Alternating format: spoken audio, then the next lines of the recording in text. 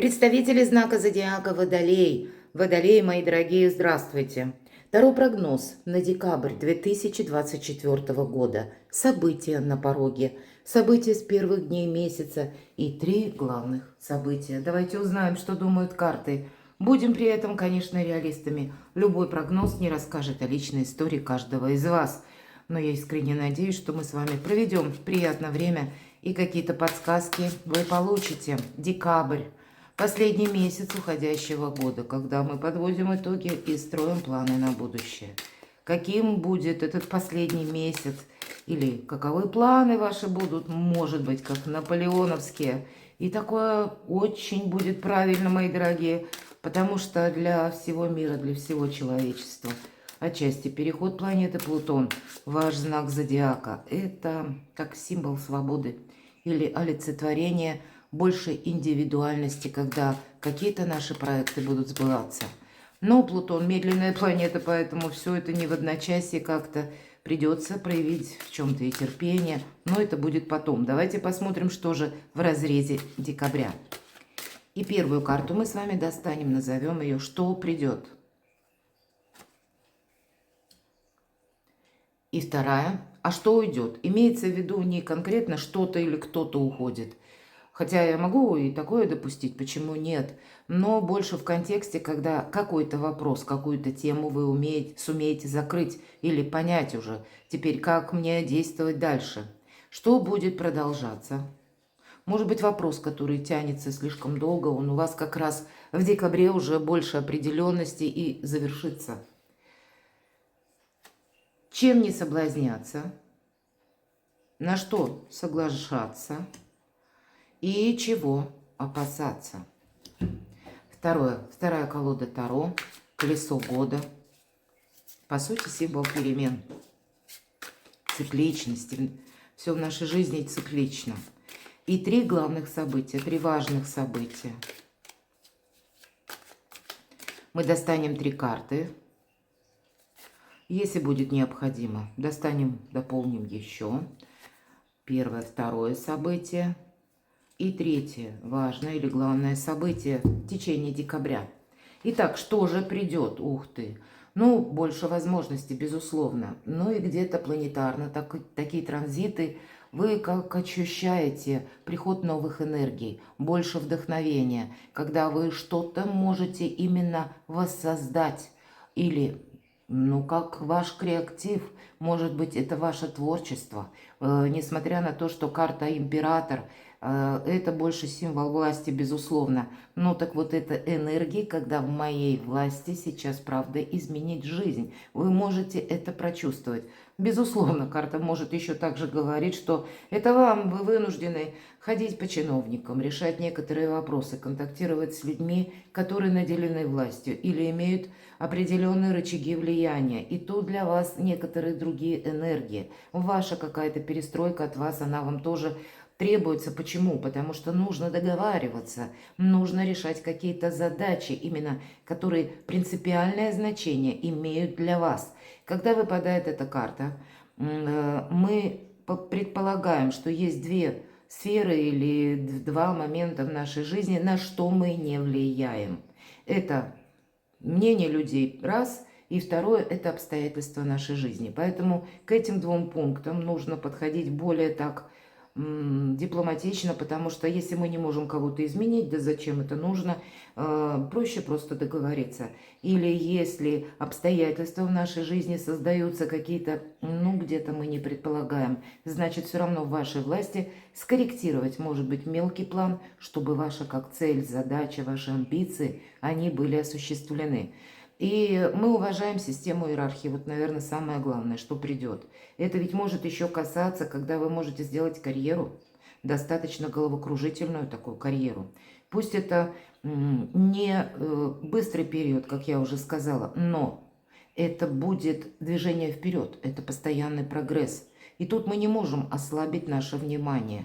Или вы, мои дорогие водолеи, можете общаться именно в декабре, как будто с другой общностью людей. Вы можете менять ваш социум и больше контактов с людьми, которые словно на ступень, а то и 2, выше вас по лестнице иерархии. И этого я тоже не исключаю. Поэтому цель поставили, задачу себе определили. А вот эти методы мелкие, как мудрый император, вы должны быть готовы к коррекции. Это как будто для вашего блага. Вам будет проще с людьми контактировать, если вы где-то настроитесь отчасти на дипломатию. Всегда возле императора, особенно в этой колоде, у нас лев.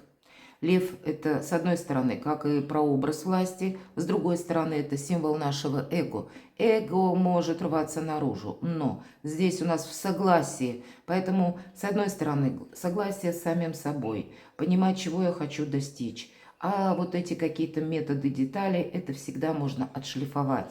Что же уйдет?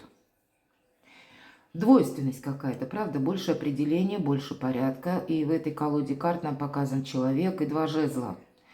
Как будто он ходит от одного жезла к другому. Может быть, был долгий период, когда вам приходилось словно сидеть одновременно на двух стульях. Или часто двойка жезлов о периоде прошлом нам говорит.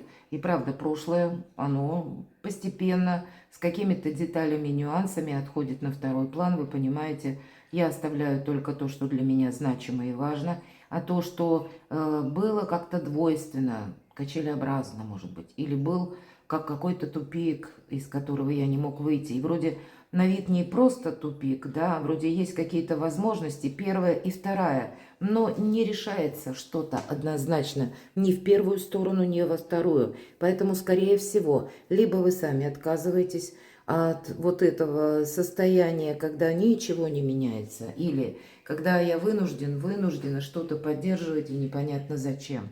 Вы пересмотрите свою политику и тактику. Вот. Это тоже будет важно, потому что император, все же он руководствуется рациональными какими-то способами и рационально оценивает обстановку вокруг и свои возможности. Давайте посмотрим, что же будет продолжаться. Тройка монет – это всегда мы учимся. Или это экзамен, карта экзамена, я всегда об этом говорю, так наиболее понятно. И у кого-то банально это может проиграться для тех, кто учится, или пусть это курсы, или учебное заведение, период каких-то зачетов, может быть, семинаров, или сессия. Или вы банально сами даже онлайн проходили курсы, и вам тоже нужно выполнить завершающую работу, после чего вы получите документ. У кого-то это будет означать экзамен нашей жизни. И все то, что я говорила по двум предыдущим картам, это как уже итог. Значит, у кого-то этот экзамен, ну, может быть, не в декабре, а ваша только подготовка, а экзамен будет январь или февраль, кстати, я такое могу допустить. И по части Урана, ваша планета, управитель, которая находится в знаке зодиака Телец, и пробудет еще там очень долгое время. Но она в ретро-движении до конца января, поэтому где-то какая-то, знаете, как разминка, она до конца января у вас может проходить. Вот такие энергии. Вы можете словно прицеливаться к чему-то, примерять к себе. Подойдет мне это или нет. И это может касаться именно ваших честолюбивых планов.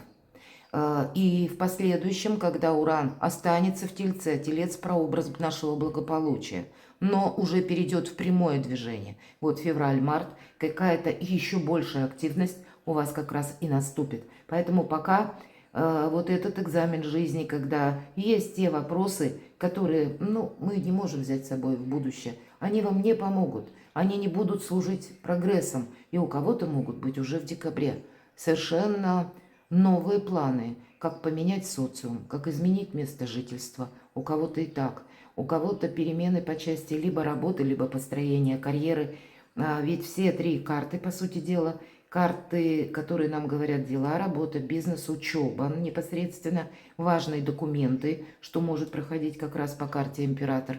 И это более рационально, то, что нам пригодится потом. Чем не соблазняться? С чем-то или с кем-то вы будете не согласны. С вами кто-то будет не согласен тоже. Есть такое рыцарь мечей. Это всегда, знаете, такие энергии, бунтарь без причины. Вот называется эта карта, пусть не в этой колоде, но очень правильно олицетворяет ее. Поэтому вы можете столкнуться, кстати, тоже с такими персонажами, которые, абсолютно непримиримые или со сложным характером, имеют поведенческие особенности от той проблемы. Поэтому Таким людям бесполезно что-то доказывать. А обойти вот такого конфликтующего персонажа будет очень правильной практикой. Может быть, вот эта карта помогает, когда мы ищем истинную правду, и мы ее находим. Вверху у нас карта императора, и у кого-то это может касаться вопросов юридических, и тогда определенно есть смысл разузнать, как в отношении вас работает закон, чтобы самому себе какую-то не ту пилюлю не приготовить. Поэтому будьте внимательны. Но если мы о конфронтации, не соблазняйтесь кому-то что-то доказывать. Нет смысла. И если человек даже очень сложный, но он все равно останется при своем мнении. Или если это с учетом и карты императора, у кого-то могут быть важные согласования. Помните, по императору мы уважаем власть, уважаем порядок. Пусть он вам не нравится 1000 раз, это не имеет значения, потому что от нас это не зависит.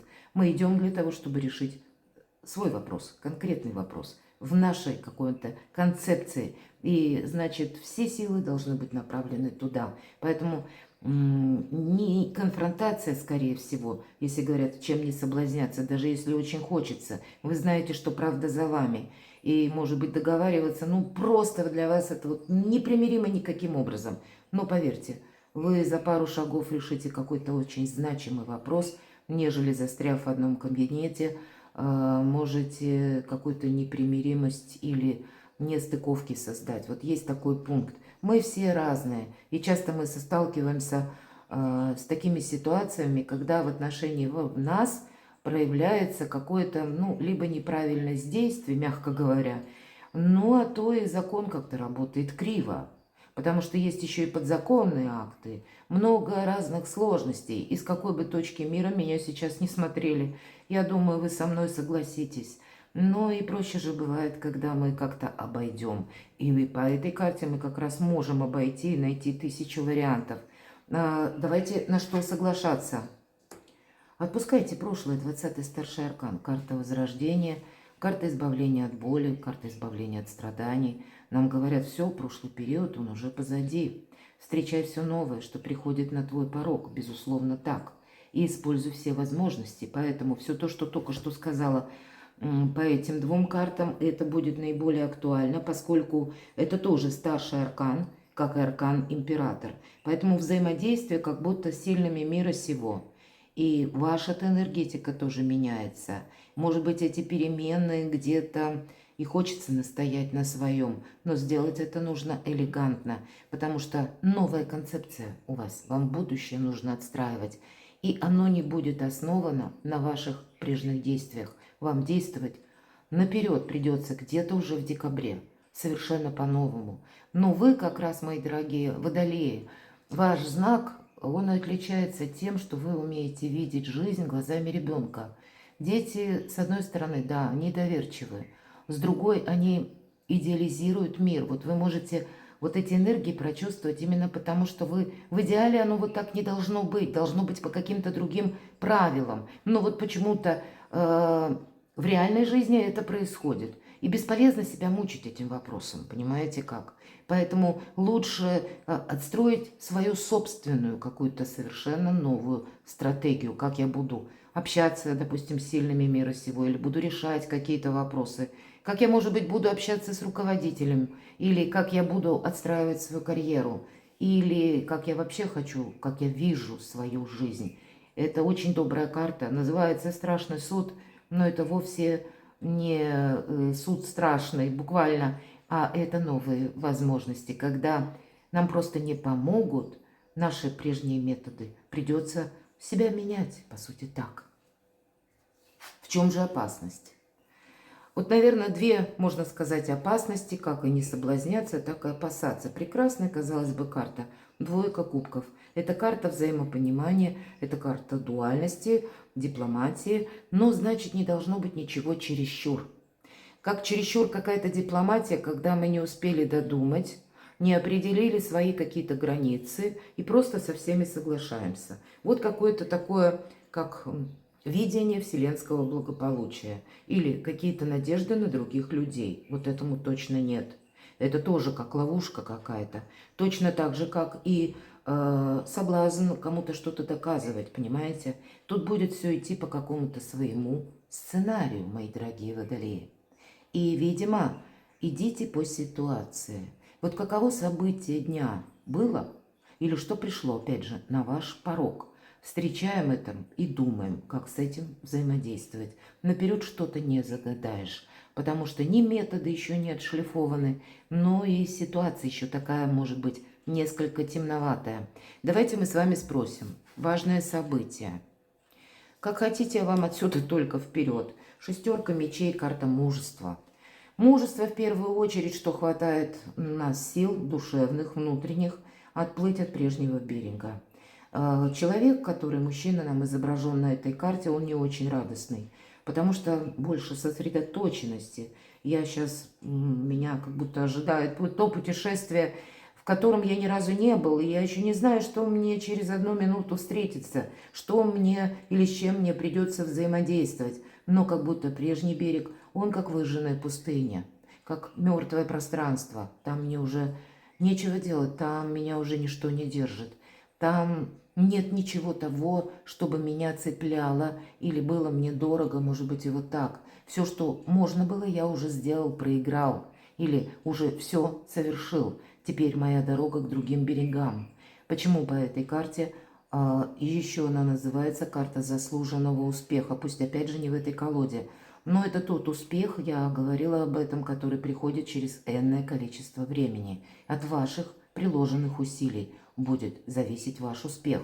Иногда конкретно, как важное событие, поездка, переезд или планируемый переезд, подготовка, может быть, по документам, что мне будет нужно. Кто-то вот, кстати, с учетом тройки монет, мы говорим, экзамен, будет учить язык, может быть, язык иностранный, а кто-то с учетом уже вот как бы двух этих карт по шестерке мечей часто проходит работа в интернет или посредством новых технологий. Может быть, язык программирования кто-то будет учить, поставить перед собой задачу работать из любой точки мира. Или какая-то реструктуризация у вас может быть на работе по части, когда меняется ваш график работы. Раньше вы ходили в офис, теперь вы можете работать на дому. Или сами захотеть и искать такую работу. Или наоборот как-то вот оно будет, да, работали на дому, а теперь вы будете выходить в люди. Вот такое тоже могу предположить. По этой карте творчество проходит, какой-то ваш личный вклад, личный труд, именно ваше видение рабочего процесса. И, безусловно, всегда самореализация по этой карте. Вот какие-то первые шаги, они у вас происходят в декабре. Давайте посмотрим, какое еще важное событие. Любовь, мои дорогие. Туз чаш. Но это, кстати, не та любовь, которая страсть. Достаточно холодная карта, хотя вместе с тем туз чаш. Чаш это всегда эмпатия, наполненность, как наша внутренняя, когда мы чем-то вдохновлены. Так еще и наши не просто надежды пустые, а когда мы прикладываем усилия и, в принципе, выстраиваем свою новую траекторию. Так и есть человек, который вас любит, который откликается к вам, который где-то, вы ему не просто интересны в плане заинтересованности, а искренние отношения. И у нас туз этот или кубок, он аж переполнен цветами, сам по себе подразумевает, что наполненность нашими планами или каким-то приятным общением, мои дорогие, ну какая-то радость, если мы как главное событие, это точно будет у вас в декабре. Может быть, банально у кого-то признание в любви или какая-то любовная тема. Здесь у каждого, безусловно, по-своему. Давайте я открою третье важное, главное событие. Правда, вот мне нечего даже добавить.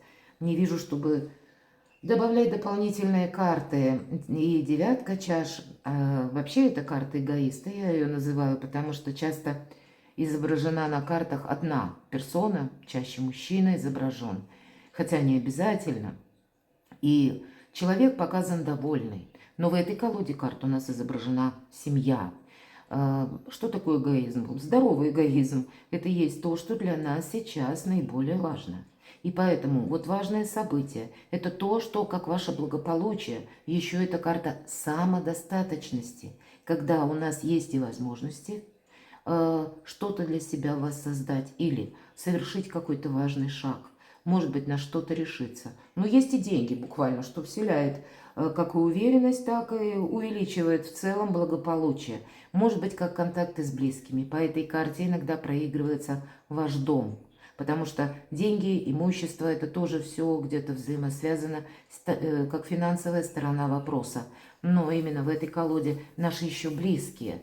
Может быть, это очень узкий круг, поэтому и есть у вас и то, что как император проходит через закон, через вашу занятость или какие-то контакты с людьми, наделенными властью, с чиновниками, так и есть те вопросы, которые непосредственно касаются вашей личной жизни. Вот, видимо, как какой-то красивый узор вам в декабре соединить одно и другое придется. Может быть, у кого-то переезд с семьей. Может быть, у кого-то встреча, вы будете планировать с человеком, с которым вы на расстоянии, и были уже прежде какие-то планы, чтобы вместе проживать, к примеру, вместе вести хозяйство, какие-то приятные признания или как планы на будущее. Тоже вот эта эмпатия, наполненность, все вместе создает приятное общение в целом, мои дорогие, и в то же время ваша реализация. Что может быть лучше, как и возможности. Но если вот мы говорим, ваша жизнь меняется, да, по 20-му старшему аркану. Поэтому здесь как и какой-то конфликт совершенно неуместен, так и когда мы не думаем, а надеемся либо на кого-то, либо какое-то пустое соглашательство. Поэтому вам придется держать марку, мои дорогие водолеи, и помнить о том, что ваша жизнь уже начинает меняться где-то в декабре. Будьте аккуратны. Может быть, это только первые шаги, но они будут иметь какой-то основополагающий смысл. Перекладывайте на себя, мои дорогие водолеи, и будьте счастливы, будьте любимы всегда.